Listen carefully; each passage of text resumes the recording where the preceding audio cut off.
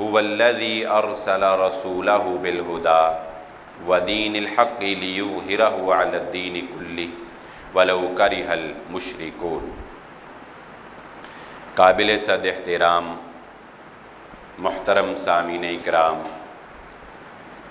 ہر قسم کی تعریفات اس خالق مالک ارض و سماوات کے لیے، اور لاکھوں کروڑوں درود و سلام آپ محمد مصطفیٰ صلی اللہ علیہ وآلہ وسلم کی ذات اقدس پر۔ اگست کا یہ مہینہ پوری دنیا میں پاکستانیوں کے لیے ایک خاص اہمیت رکھتا ہے، اور اس کی تاریخ کا آغاز ہوتے ہی ہم اپنے گلی کوچوں میں، اپنے بچوں کے ہاتھوں میں، اپنے گھروں کی چھتوں پر، اپنے نوجوانوں کے سینوں پر سبز ہلالی پرچم کو نمایاں دیکھ سکتے ہیں۔ یہ پرچم جو ہمارے ملک پاکستان کی شناخت، پہچان ہے دنیا کے اندر، اور اس بات میں کوئی شک نہیں ہے، اور ہمیں اس بات پر فخر ہونا چاہیے، ہمیں اپنا تعارف، اپنی پہچان بتاتے ہوئے فخر ہونا چاہیے کہ ہم اس ملک کے باشندے ہیں، اس ملک میں اللہ نے ہمیں پیدا کیا ہے، ہمارے پاس اس ملک کی نیشنلٹی ہے کہ جس ملک کو ہمارے آباء و اجداد نے اسلام کے نام پر اللہ سے مانگا تھا۔ یہ وہ ملک ہے، یہ وہ وطن عزیز ہے جس کا مقصد، جس کے قیام کا مقصد لا الہ الا اللہ بیان کیا گیا تھا۔ یہ وہ پاکستان ہے کہ جس کے قیام کے پیچھے دو قومی نظریہ پوری دنیا کے سامنے متعارف کروایا گیا تھا۔ آج پھر ضرورت ہے اس بات کی کہ اس نوجوان کو جو اپنے آپ کو پاکستانی کہتا ہے، اس کو یہ بتایا جائے کہ دو قومی نظریہ کیا تھا، دو قومی نظریے کی بنیاد پر جو پاکستان حاصل ہوا، وہ پاکستان اس کی بنیاد کیا تھی؟ وہ یہ تھا کہ مسلمان ہندوؤں کے ساتھ ایک ساتھ رہ کر، ایک ملک میں رہ کر نہیں رہ سکتے۔ کیوں؟ کیونکہ مسلمان ہندو جیسی قوم نہیں ہے۔ ہندو یہ متعارف کروانا چاہتا تھا دنیا میں کہ مسلمان کوئی الگ قوم نہیں ہے۔ کانگریس یہ پیش کرتی رہی، بار بار زور دیتی رہی کہ مسلمانوں کے اور ہندوؤں کی مل کر ایک مرکزی حکومت بنائی جائے، مسلمان اسی مرکزی حکومت کے تحت زندگی گزاریں۔ لیکن نہیں، اس بات میں کوئی شک نہیں، آل انڈیا مسلم لیگ نے یہ نعرہ بلند کیا کہ مسلمان گائے کو ذبح کرتے ہیں، ہندو گائے کو پوجتا ہے، ہندو مندر بناتا ہے، مسلمان مسجد بناتا ہے، ہندو بتوں کو پوجتا ہے، مسلمان اللہ کی عبادت کرتے ہیں۔ ہندوؤں کی رسم و رواج اور، مسلمانوں کی ثقافت اور، مسلمانوں کا دین اور، ہندوؤں کا مذہب اور، مسلمان ایک الگ قوم ہے۔ مسلمان ہندوؤں جیسے نہیں، ہندوؤں کے ساتھ رہ سکتے نہیں۔ مسلمان اس بات کا حق رکھتے ہیں کہ ان کی اپنی ایک تہذیب، ان کا اپنا ایک نظام، ان کے اپنے اصول، ان کے اپنے قوانین، ان کے اپنے ضوابط، ان کے اپنے نبی محمد الرسول اللہ صلی اللہ علیہ وسلم ہے، ان کی یہ کتاب قرآن مجید ہے، ان کے پاس ایک مکمل نظام حیات ہے۔ لہذا مسلمان اس بات کا حق رکھتے ہیں کہ مسلمانوں کو ایک الگ خطہ ارضی فراہم کیا جائے جہاں پر وہ اسلام کے اصولوں کے مطابق آزادانہ زندگی گزار سکیں۔ یہ ہے دو قومی نظریہ۔ آج ان کو بتاؤ جو یہ سمجھتے ہیں کہ ہم ہندوؤں جیسا لباس پہن لیں، ہم ہندوؤں کو اپنا آئیڈیل بنا لیں، ہم ان جیسے کرتب کر کے دکھا دیں، ہم ان جیسے چہرے بنا لیں تو ہم نے بڑا کمال کیا اور ہم نے بڑا تیر مارا۔ نہیں، تم نے کوئی تیر نہیں مارا، تم نے دھجیاں اڑا دی اپنی ان عزتوں کی، اپنے آباء و اجداد کے اس بہتے ہوئے خون کی جو انہوں نے پاکستان کے قیام کے لیے بہایا تھا۔ یہ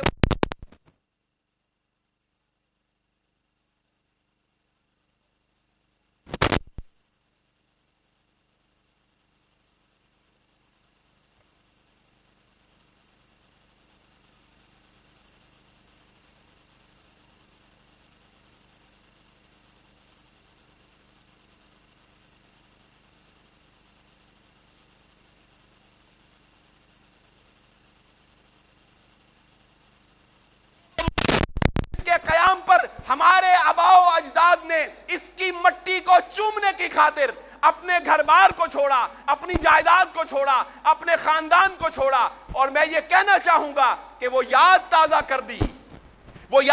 کر دی کہ انہوں نے اپنی جان بچانے کی خاطر ہجرت نہیں کی۔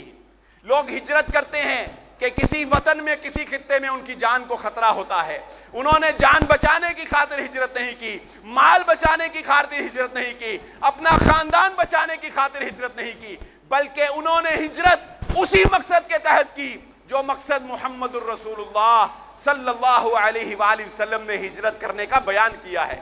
وہ ہجرت جو ہجرت کرنے کے بعد محمد الرسول اللہ صلی اللہ علیہ وسلم نے فرمایا کہ انسان کے سابقہ تمام گناہ اس ہجرت سے معاف ہو جاتے ہیں جو ہجرت وہ اللہ اور اس کے رسول کی خاطر کرتا ہے۔ ہمارے آباء و اجداد نے ہجرت کی کس لیے؟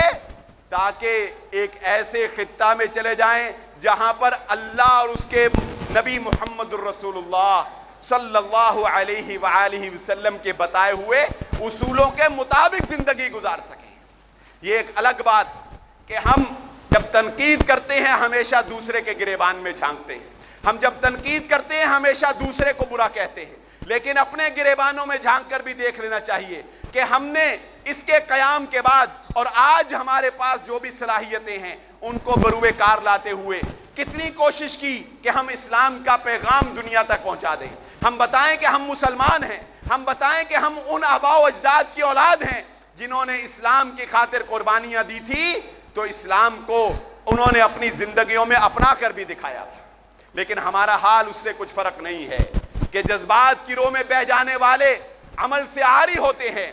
آج سنتے چلے جائیے کہ وہ شخصیت جس کا مضمون ہم 5ویں کلاس میں پڑھتے ہیں، پھر 8ویں میں پڑھتے ہیں، پھر 10ویں میں پڑھتے ہیں، ہم ان کو قائد اعظم کے نام سے جانتے ہیں، پھر ہم اس کو علامہ اقبال کے نام سے جانتے ہیں، جس نے پاکستان کا خواب دیکھا، جس نے مسلمانوں کو غلامی سے بیدار ہونے کی تلقین کی، اس نے مسلمانوں کو کہا کہ عمل سے بنتی ہے زندگی، جنت بھی جہنم بھی، یہ خاکی اپنی فطرت میں نہ نوری ہے نہ ناری۔ مسجد تو بنا لی شب بھر میں ایمان کی حرارت والوں نے کہ مسلمانوں نے اتنا جذبہ تھا مسلمانوں میں کہ راتوں رات ایک مسجد کی عمارت تعمیر کر کے دکھا دی، لیکن من اپنا پرانا پاپی ہے برسوں میں نمازی بن نہ سکا۔ ہمارے آباء و اجداد نے وہ ملک حاصل کیا تھا کہ جس میں ہم وہ منظر کشی کر سکیں، اپنی سادگی، اپنی درویشی کو پیش کر سکیں، لوگوں کو بتا سکیں کہ مسلمان کتنا سادہ زندگی گزارتا ہے۔ اسی پر تنقید کرتے ہوئے اقبال نے کہا تھا، تجھے کیا گیا ہے غلامی میں مبتلا تجھ کو کہ تجھ سے ہو نہ سکی فخر کی نگہبانی۔ تو غلام اس لیے نہیں بنا کہ تیرے پاس مال و دولت کم تھا، تیرے پاس شان و شوکت کم تھی، نہیں، کیا گیا ہے غلامی میں مبتلا تجھ کو کہ تجھ سے ہو نہ سکی فخر کی نگہبانی۔ مثل ماہ چمکتا تھا جس کا داغ سجود خرید لی ہے فرنگی نے وہ مسلمانی۔ تیرا تو کام ہی یہ تھا ہے مسلمان کہ اگرچہ زر بھی ہے جہاں میں قاضی الحاجات، جو فقر سے میسر ہے تونگری سے نہیں، گر جہاں میں میرا جوہر آشکار ہوا قلندری سے ہوا تونگری سے نہیں۔ مانا کہ پیسے سے بڑے کام ہو جاتے ہوں گے، مگر اقبال نے کہا ہے مسلمان تیرا کام اگر کبھی ہوا تو درویشی سے ہوا، سادگی سے ہوا۔ تو اگر دنیا میں کامیاب ہوا تو اپنی سادگی اور اپنی درویشی سے ہوا۔ اور اقبال نے یہ درس دیا کہ مسلمانوں تم غلامی کے لیے پیدا نہیں ہوئے، تم اس لیے پیدا نہیں ہوئے تاکہ محکوم رہ کر زندگی گزارو، تم اس لیے پیدا ہوئے ہو تاکہ دنیا کے اوپر چھا جاؤ اور اپنا نظام دنیا کو متعارف کروا دو۔ بتاؤ لوگوں کو کہ اسلام کیا نظام رکھتا ہے، اسلام کیا قوانین رکھتا ہے۔ اس نے تو شدید تنقید کی ان کے اوپر کہ جو ایک وقت یہ بھی آیا کہ اسی خطہ ارضی کے لیے جب کوششیں ہو رہی ہیں، جب قربانیاں دی جا رہی ہیں، تو کوئی یہ بھی کہہ رہا ہے کہ کوئی بات نہیں، اگر ہمیں انگریز کی حکومت میں آزادانہ عبادات کی اجازت ہے تو ہمیں کوئی ضرورت نہیں ہے جانوں کو قربان کرنے کی، ہمیں کوئی ضرورت نہیں ہے پاکستان کی، ہمیں کوئی ضرورت نہیں ہے ایک ایسے خطہ ارضی کی کہ جہاں پر ہم اسلام کو نافذ کر سکیں، ہمیں اسلامی ملک کی ضرورت نہیں۔ کیوں؟ کیونکہ انگریز کہتا ہے نماز پڑھتے جاؤ، روزہ رکھتے جاؤ، حج کرتے جاؤ، زکوٰۃ دیتے جاؤ، ہماری غلامی میں زندگی گزارو، ہم تیار ہیں تمہیں اس طرح رکھنے کے لیے۔ تو تو ایک فتویٰ یہ بھی تھا، ایک رائے یہ بھی تھی، مذہبی فکر یہ بھی تھی کہ ٹھیک ہے کوئی بات نہیں، مگر اقبال نے مسلمانوں کو بتایا کہ نہیں، ملا کو ہے ہند میں سجدے کی اجازت، ناداں یہ سمجھتا ہے کہ اسلام ہے آزاد۔ نہیں، اگر صرف سجدہ کر لینے سے اسلام کی آزادی ہوتی تو محمد الرسول اللہ صلی اللہ علیہ وآلہ وسلم اعلان نبوت سے پہلے غار حرا میں جا کے عبادات کیا کرتے تھے، کسی کو کوئی دکھ، کسی کو کوئی تکلیف نہ تھی۔ اگر عبادات ہی ہمارا دین ہوتی، اگر نماز و روزہ، حج و زکوٰۃ صرف اتنا، صرف کی بات یاد رکھیں، یہ بنیادیں ہیں مگر صرف نہیں ہیں۔ اسی لیے اقبال نے کہا تھا الفاظ و معانی میں تفاوت نہیں، لیکن ملا کی اذا اور مجاہد کی اذا اور، فضا ہے اور پرواز ہے دونوں کی اسی ایک فضا میں، کرگس کا جہاں اور شاہین کا جہاں اور۔ یہ بتایا اس نے، مسلمانوں تم کون ہو، تمہاری پہچان کیا ہے، تمہارے اسلاف کون تھے، تم غلامی کے لیے پیدا نہیں ہوئے، تم ناچ گانا سن کر زندگی گزار دو۔ تمہارا نوجوان وہ یہ سمجھے کہ میں نے بڑا اچھا میوزک چلا کر دکھا دیا، میں نے بڑا ناچ گانا کر کے دکھا دیا، میں بڑا کامیاب ہوں۔ نہیں، اقبال نے کہا آ مسلم کے نوجوان، اے نوجوانان مسلم، میں تجھے بتاتا ہوں، تجھ کو بتاتا ہوں کہ تقدیر امم کیا ہے، شمشیر و ثنا اول، طاؤس و رباب آخر۔ مسلمان کا نوجوان وہ ہوتا ہے جس کو شمشیر اٹھانی آتی ہے، جس کے بازو میں زور ہوتا ہے۔ کافر ہے تو شمشیر پہ کرتا ہے بھروسہ، مومن ہے تو بے تیغ بھی لڑتا ہے سپاہی۔ تیرا تو جذبہ لڑتا ہے، تیرا تو ایمان لڑتا ہے، تیرے اندر اتنی تقویت ہونی چاہیے، اتنی طاقت ہونی چاہیے، تجھے شمشیر اٹھانے والا ہونا چاہیے۔ اور تو کس کام میں لگ گیا کہ تو طاؤس و رباب، تو ناچ گانا، گھر بنانا اور یہ سارے کام ان کو تو نے ترجیح دے دی۔ یہ آج کے مسلمان کا حال ہے، لیکن اس وقت اقبال نے یہ بات سمجھائی کہ مسلمانوں تمہارا مقام و مرتبہ کیا ہے۔ تم دعا کرتے ہو، اللہ سے دعائیں مانگتے ہو، یا اللہ ہماری حالت کو بدل دے، یا اللہ ہمارے اوپر رحم کر دے، یہ فلاں کام کر دے، یہ فلاں کام کر دے۔ اس نے کہا اللہ سے مانگنا چاہتے ہو، ذرا اپنے گریبانوں میں جھانک کر دیکھ لو۔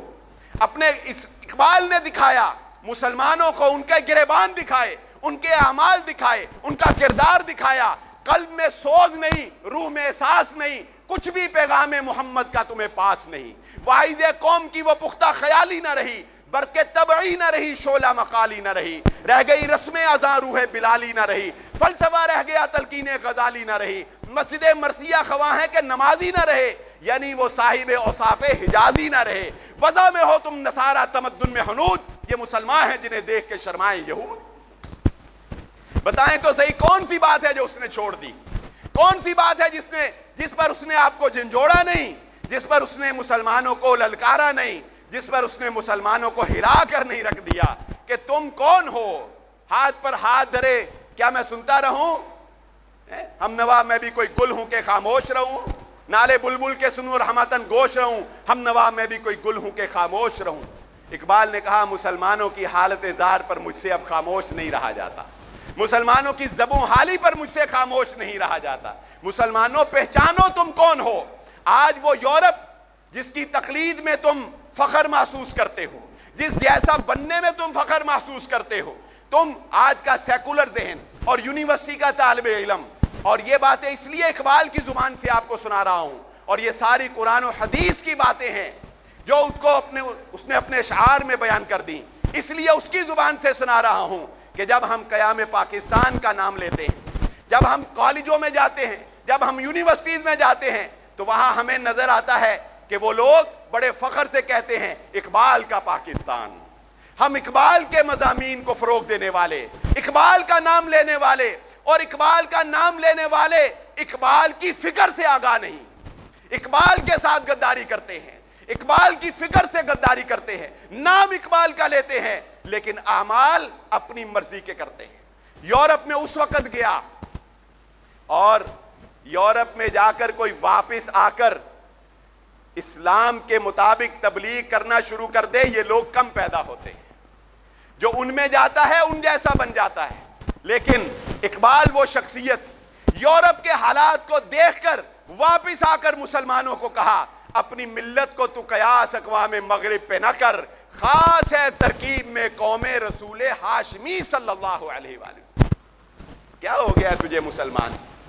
تو محمد الرسول اللہ صلی اللہ علیہ وآلہ وسلم کا امتی ہے۔ تو یورپیوں جیسا نہیں بن سکتا، تو ان جیسے ترقی نہیں کر سکتا۔ تیری ترقی کس میں ہے؟ تیری ترقی اس میں ہے کہ محمد سے وفا تو نے تو ہم تیرے ہیں۔ یہ جہاں چیز ہے کیا لوح قلم تیرے ہیں۔ وہ لوگ جو دنیا کی زیب و زینت اور دنیا کی آسائشوں میں گم ہو کر اللہ اور اس کے دین سے غافل ہو گئے، وہ غور سے سنیں کہ اس سادہ درویش نے کہا تھا نظر کو خیرہ کرتی ہے چمک تہذیب حاضر کی، یہ سنائی لیکن جھوٹے نگوں کی رضا کاری ہے۔ اس نے کہا تھا دیکھنا غیر مسلم تمہیں فریفتہ کریں گے، تمہیں اپنی طرف مائل کریں گے۔ کس طرح؟ جاذب نظر چیزوں کے ساتھ، جاذب نظر دنیا کے ساتھ، دنیا کو رونق بنا کر، دنیا کو ڈیکوریٹ کر کر، دنیا کی زیب و زینت تمہارے سامنے پیش کر کر۔ نہ ہے مسلمان، نہ، یہ سب جھوٹے نگ ہیں، یہ سب دھوکہ ہے، یہ سب فراڈ ہے۔ آج کون نہیں جانتا؟ کیا ہم نہیں جانتے کہ عرب معاشرے میں امت مسلمہ کے اوپر، عربوں کے اوپر جو ظلم ڈھایا جا رہا ہے کس سے پنہا ہے؟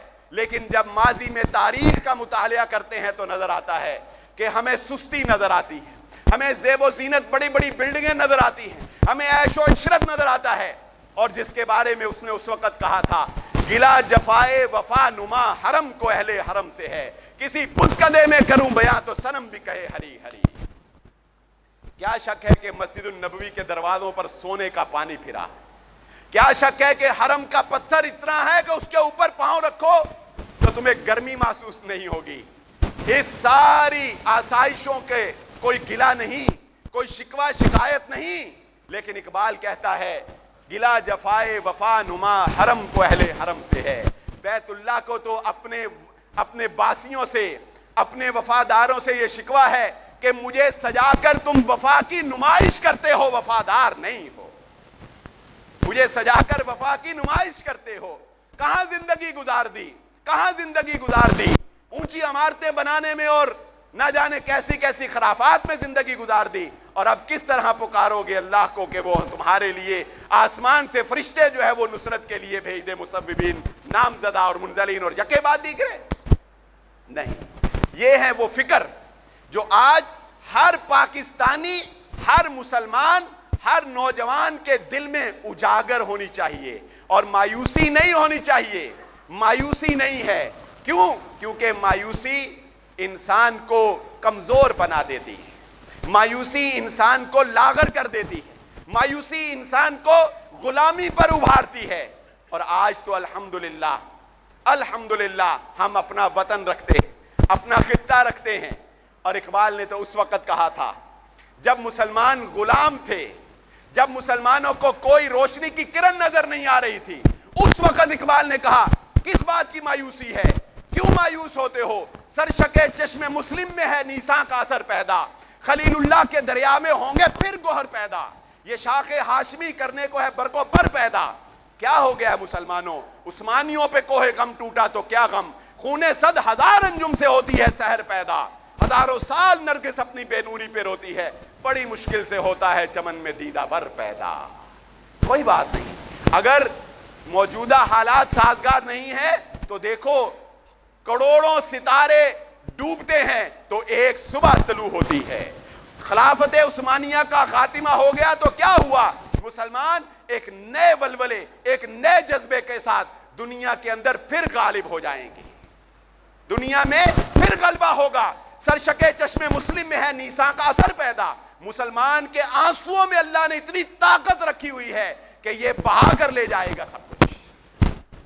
یہ جذبہ، یہ ہمت، یہ ولولہ مسلمانوں کی کمزوریوں کو دور کرنے کے لیے ہے، اور اس نے تو کچھ ایسے الفاظ بھی کہے کہ آنکھ جو کچھ دیکھتی ہے لب پہ آ سکتا نہیں، میں وہ حیرت ہوں کہ دنیا کیا سے کیا ہو جائے گی، شب گریزاں ہوگی جلوہ خورشید سے، یہ چمن معمور ہوگا نغمہ توحید سے۔ ایک دن ایسا آئے گا، هو الذی ارسل رسولہ بالہدی وَدِينِ الْحَقِّ لِيُظْهِرَهُ عَلَى الدِّينِ كُلِّهِ وَلَوْ كَرِهَ الْمُشْرِكُونَ، جس کو اللہ نے قرآن میں بیان کیا کہ هُوَ الَّذِي، اللہ وہ ذات ہے جس نے اپنے نبی محمد الرسول اللہ صلی اللہ علیہ وسلم کو دنیا میں بھیجا۔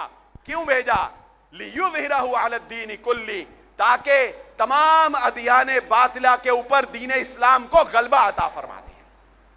وَلَوْ كَرِهَ الْمُشْرِكُونَ، اگرچہ یہ بات مشرکوں کو گوارا نہیں ہے، اگرچہ مشرک یہ بات برداشت نہیں کر سکتے، لیکن اللہ اپنے دین کو غلبہ عطا فرمائے گا۔ اور پھر اس نے ایک اور انداز میں مسلمانوں کو جھنجھوڑا۔ آج آپ جانتے ہیں جذبوں کو بیدار کرنے کے لیے، جذبوں کو بیدار کرنے کے لیے دو طریقے بہت اہم ہیں۔ کون سے؟ ایک، اپنے اسلاف کی قربانیوں کو، اپنے اسلاف کی بہادری کو، اپنے اسلاف کی جرت کو اپنے نوجوانوں کے سامنے بیان کیا جائے، اور اپنے اسلاف کے وہ وقت جب وہ دنیا کے اوپر غالب تھے وہ لوگوں کے سامنے رکھے جائیں۔ سو اقبال نے بتایا اپنے شکوہ کے اندر کہ مسلمانوں، ٹھیک ہے موجودہ حالات سازگار نہیں، مگر اپنے آباء و اجداد کی لاج رکھنا۔ تمہارے آباء و اجداد یعنی صحابہ اکرام، اندازہ کریں کہاں سے جوڑتا ہے جا کر۔ اس نے محمود غزنوی، قطب الدین ایبک، محمد بن قاسم کو نہیں بیان کیا۔ اس نے کہا میرے آبا کون؟ ہم ہی تو تھے ایک تیرے مارکا آراؤں میں، خشکیوں پہ لڑتے کبھی دریاؤں میں، دی اذانیں کبھی یورپ کے کلیساؤں میں، کبھی افریقہ کے تپتے ہوئے صحراؤں میں۔ شان آنکھوں میں نہ جچتی تھی جہانداروں کی، کلمہ پڑھتے تھے ہم چھاؤں میں تلواروں کی۔ ہم جو جیتے تھے تو جنگوں کی مصیبت کے لیے، مرتے تھے تو تیرے نام کی عظمت کے لیے، تھی نہ کچھ تیغ زنی اپنی حکومت کے لیے، سر بکف پھرتے تھے دہر میں کیا دولت کے لیے۔ قوم اپنی جو زر و مال و جہاں پہ بکتی، بت فروشی کے عوض بت شکنی کیوں کرتی؟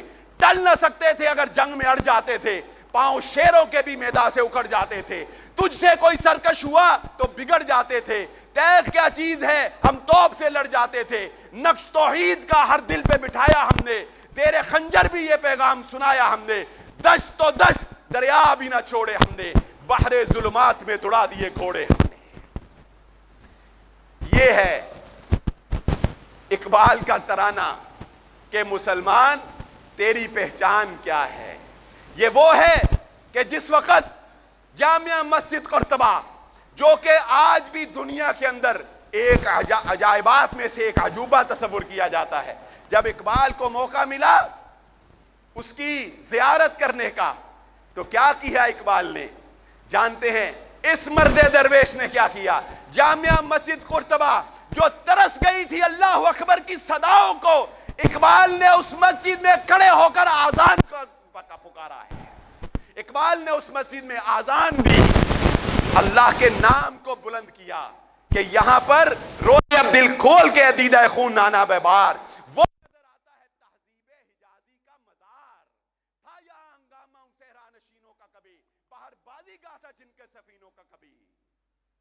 یہ وہ علاقہ ہے یورپ، وہ علاقہ اقبال نے کہا ہے مسلمان کبھی تمہارے جہاز یہاں پر بازی گری کیا کرتے تھے، ان دریاؤں کو روندا کرتے تھے، ان کے پانیوں کو چیرا کرتے تھے، کبھی یہاں پر صدائے لا الہ الا اللہ، صدائے اللہ اکبر گونجا کرتی تھی۔ اب کیا ہے؟ رولے اب دل کھول کے دیدہ خون نانا بہار، اب تو بس دل کھول کے رونا ہی رونا ہے کہ اپنے دیکھیں اپنے اسلاف کی جو کتابیں ہم وہاں پر جب اپنے اسلاف کی کتابیں ان کی لائبریریوں میں دیکھتے ہیں تو دل ہوتا ہے سی پارا۔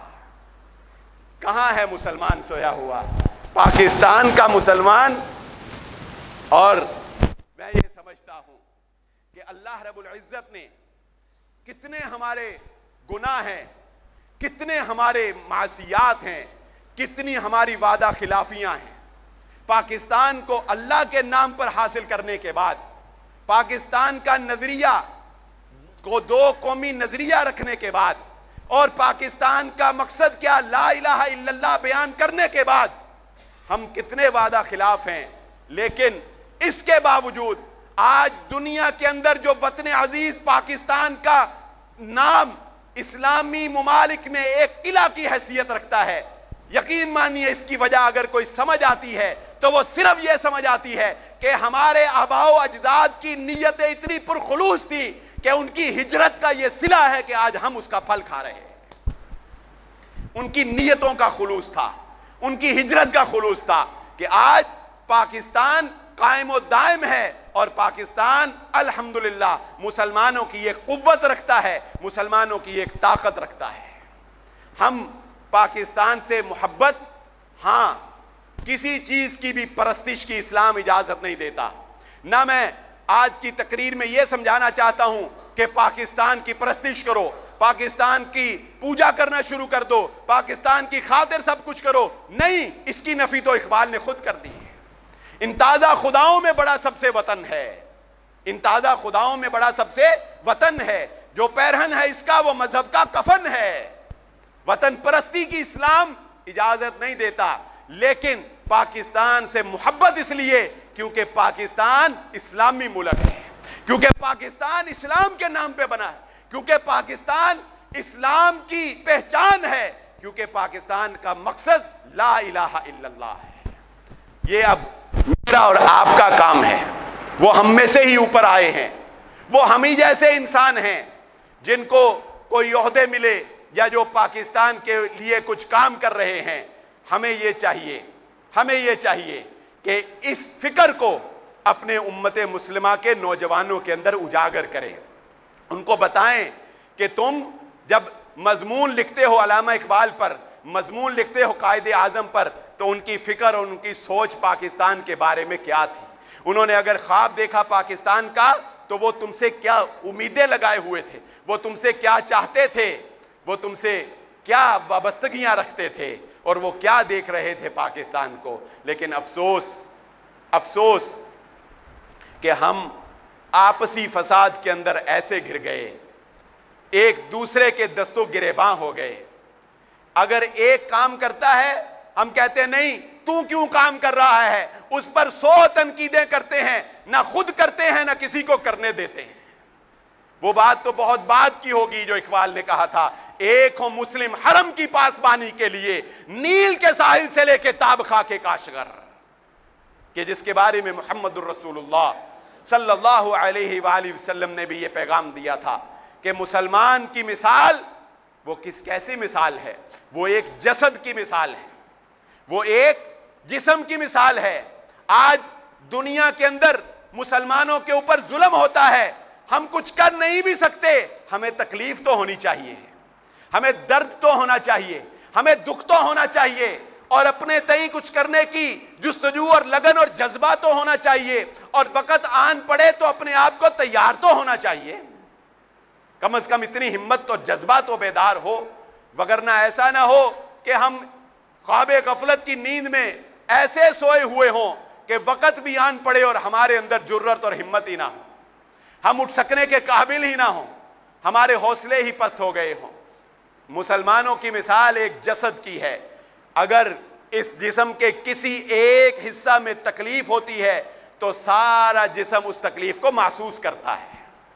یہاں یہ بات بڑی نکتے کی ہے، بسا اوقات انسان کے جسم میں کوئی ایسا درد ہوتا ہے کہ وہ یا ایسی تکلیف ہوتی ہے کہ وہ چاہتے ہوئے بھی اس کو دور نہیں کر سکتا، لیکن اس کی تکلیف اپنے جسم میں ضرور محسوس کرتا ہے۔ بس یہی پیغام ہے محمد الرسول اللہ صلی اللہ علیہ وسلم کا کہ دنیا میں اگر کبھی مسلمانوں پر ظلم ہوگا تو اے مسلمانوں، تمہارا باہمی اسلام کا تعلق اتنا گہرا ہونا چاہیے کہ کچھ کرنے کی ہمت اور جستجو اور جرت تو ہو ہی، لیکن اگر تم بے بس ہو تو تمہارے دلوں میں تکلیف ضرور ہونی چاہیے، تمہیں درد ضرور محسوس ہونا چاہیے، تمہارے اندر ایک تڑپ اور تمہارے اندر ایک لگن ضرور ہونی چاہیے، اور جس کا آج ضرورت ہے کہ اس تکلیف کو اور اس درد اور اس تکلیف کو لوگوں کو محسوس کروایا جائے، نوجوانوں کو محسوس کروایا جائے جو اپنی ہی دنیا میں مگن ہیں، جو انٹرنیٹ کی دنیا میں مگن ہیں۔ اور بہت زیادہ دیکھنے سے یہ بات سچ ہے کہ جب انسان ایک ہی چیز کو بہت زیادہ دیکھتا ہے، بہت زیادہ اس کے دماغ پر وہ اثر انداز ہوتی ہے، پھر اس کی تکلیف کم ہوتی چلی جاتی ہے۔ تو تو بہت اتنا تشدد دیکھا ہم نے مسلمانوں پر، اتنے ظلم دیکھے، اتنے کلپس ہم نے میڈیا پر دیکھے، سوشل میڈیا پر اتنے کلپس ہمیں دکھائے گئے کہ شام میں یہ ہوا، فلسطین میں یہ ہوا، اور کشمیر میں یہ ہوا، اور فلاں جگہ یہ ہوا، اور فلاں جگہ یہ ہوا۔ ہم دیکھتے رہے، بالآخر اب ہمارا حال یہ ہوتا نظر آتا ہے کہ ہم دیکھیں گے اور ہمیں اثر نہیں ہوگا۔ ہم دیکھیں گے اور ہم کہیں گے یہ تو ہوتا ہی رہتا ہے، یہ تو معمول کی بات ہے، یہ تو عام سی بات ہے۔ نہیں، یہ عام سی بات نہیں ہے۔ مسلمان کی عزت کا معاملہ تو یہ ہے کہ بیت اللہ کی بڑی شان و شوکت ہے، بیت اللہ کی کتنی عزت ہے۔ جب ہم اس کو بیت اللہ کہتے ہیں تو اس کا مطلب اللہ کا منتخب کیا ہوا گھر، جہاں پر جس کی جانب رخ کر کے سارے مسلمان عبادت کرتے ہیں، وہ بیت اللہ۔ لیکن اس بیت اللہ کی تعظیم، اس بیت اللہ کے تقدس، اس بیت اللہ کی شان و شوکت سے زیادہ ایک مسلمان کے خون کی عزت ہے۔ ایک مسلمان کی عزت، ایک مسلمان کے خون کی عزت، وہ اس سے زیادہ ہے۔ مسلمان کے خون کو معمولی نہ سمجھو، اور مسلمان کے خون کو رائیگاں نہ سمجھو کہ محمد الرسول اللہ صلی اللہ علیہ وآلہ وسلم نے کیسی مثال ہے۔ پتہ بھی نہیں کہ پتہ نہیں یہ مسلمان ہے بھی یا کہ نہیں، اس کے باوجود میدان جنگ ہے، میدان جنگ ہے، اور صحابی رسول صلی اللہ علیہ وآلہ وسلم کے سامنے فریق مخالف دشمن، آپ نے تلوار اٹھائی، اس نے کہا لا الہ الا اللہ محمد الرسول اللہ، کیا ہو گیا؟ مسلمان ہو گیا۔ کلمہ پڑھ لیا زبان سے، دل کا حال تو اللہ کے علاوہ کوئی بھی نہیں جان سکتا۔ دل کا حال کون جانے؟ ان اللہ علیم بذات الصدور، دل کا حال تو صرف اللہ جانے۔ لیکن انہوں نے ہاتھ چلا دیا، گردن تن سے جدا کر دی، مار دیا، جان ختم کر دی۔ محمد الرسول اللہ صلی اللہ علیہ وآلہ وسلم کو خبر ہوئی، نبی صلی اللہ علیہ وآلہ وسلم نے پوچھا کیوں مارا؟ کہا اللہ کے نبی صلی اللہ علیہ وسلم اس نے موت کے خوف سے کلمہ پڑھا تھا۔ اللہ کے نبی صلی اللہ علیہ وسلم نے فرمایا کیا تو نے اس کے دل کے اندر جھانک کر دیکھ لیا تھا؟ کیا تو نے اس کے دل کے اندر جھانک کر دیکھ لیا تھا؟ کیا معنی؟ منافق بھی ہو، پتہ نہیں کس نیت سے پڑھا، جس نے لا الہ الا اللہ محمد الرسول اللہ زبان سے ادا کر دیا، محمد الرسول اللہ صلی اللہ علیہ وسلم فرماتے ہیں اب اس پر تلوار نہیں چلائی جا سکتی۔ کیا نبی صلی اللہ علیہ وآلہ وسلم کو پتہ نہیں تھا کہ یہ میرے سامنے مسجد النبوی میں بیٹھے ہوئے ان صفوں میں کون کون منافق ہے؟ ان المنافقین فی الدرک الاسفل من النار، یہ وہ ہیں جو جہنم کے سب سے زیادہ عذاب کے مستحق اور سب سے نچلے گڑھے میں ہوں گے۔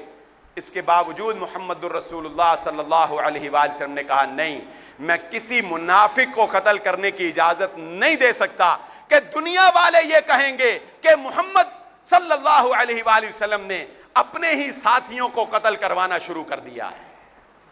میں دنیا کو یہ پیغام نہیں دے سکتا، تم اخوت سے گریزاں، وہ اخوت پہ نثار، تم گفتار سراپا، وہ سراپا کردار۔ تمہیں کیا پتا کہ وہ کیا تھے؟ جہاں گیرو، جہاں دارو، جہاں بانو، جہاں آرا، اگر چاہوں تو نقشہ کھینچ کر الفاظ میں رکھ دوں، مگر تیرے تخیل سے فزوں تر ہے وہ نظارہ۔ تجھے کیا پتا کہ صحابہ اکرام کتنے عظیم لوگ تھے؟ تو سوچ نہیں سکتا، تو سمجھ نہیں سکتا۔ تو آج کی گفتگو کا لب لباب اور خلاصہ یہ ہے کہ کچھ دنوں کی اہمیت کو یاد رکھیے، نظر انداز نہیں کیا جا سکتا۔ دن اپنی اہمیت رکھتے ہیں۔ دیکھیے سارا سال ہی محمد الرسول اللہ صلی اللہ علیہ وآلہ وسلم روزے رکھتے تھے، لیکن 10 محرم الحرام کا روزہ محمد الرسول اللہ صلی اللہ علیہ وآلہ وسلم نے کیوں رکھا؟ کیونکہ 10 محرم الحرام کو یہودی روزہ رکھتے تھے، اور یہودی 10 محرم الحرام کو روزہ کیوں رکھتے تھے؟ اس لیے کہ یہودیوں کو فرعون سے اس دن اللہ تعالیٰ نے آزادی عطا کی تھی، اس دن نجات عطا کی تھی۔ کیا معنی؟ کہ اس دن کی ایک اہمیت تھی ان کے ہاں، اور اس کی قدر کی محمد الرسول اللہ صلی اللہ علیہ وآلہ وسلم نے، تو دنوں کی اہمیت کو نظر انداز نہیں کیا جا سکتا۔ تو 14 اگست کا دن ہمارے لیے اہمیت کا حامل ہے، اور یہ اس سے پہلے جو دن ہیں، جس طرح میں کہتا ہوں، جس طرح رمضان میں ایمان تازہ ہوتا ہے نا نیکیوں کے لیے، دل کرتا ہے قرآن سنیں، تقاریر سنیں، نمازیں پڑھیں، نفل پڑھیں، دل کرتا ہے، اسی طرح ان دنوں کے اندر ہمارے نوجوان تیار ہوتے ہیں پاکستان کی بات سننے کے لیے، پاکستان کے متعلق سننے کے لیے۔ ان کو یہ سنائیں کہ حقیقت کیا ہے، دو قومی نظریہ کیا تھا، پاکستان کا مقصد کیا تھا، پاکستان کے قیام کے اندر قربانیاں کیا تھی، اور تم کیا کر رہے ہو، اقبال کا پیغام کیا تھا، قائد کی فکر کیا تھی۔ یہی آج کی اس گفتگو کا لب لباب اور خلاصہ ہے۔ اللہ تعالیٰ سے دعا ہے اللہ وطن عزیز کی تا قیامت حفاظت فرمائے، آمین۔